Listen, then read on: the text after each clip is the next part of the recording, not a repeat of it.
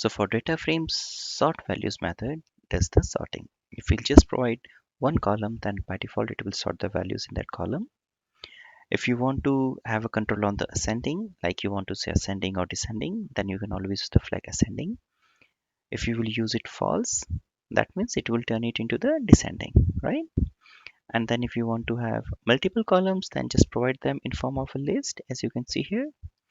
And if you want to give ascending options, then again you can use a list to provide the ascendings. For example, in this case, column 1 would use ascending as false, column 2 will have ascending equal to true. Okay, so it is an example. Say we want to sort values on a student with cat score, and we are making ascending equals to false. That means we want to go with the descending order.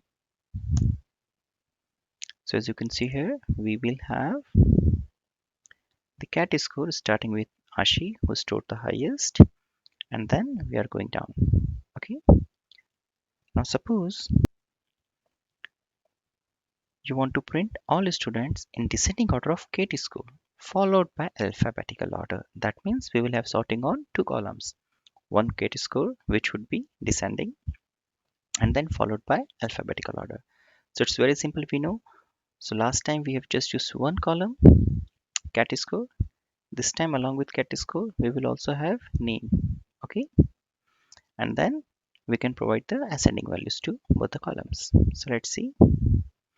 So along with cat score we will have name, and then we'll give the ascending in form of false and true. Okay,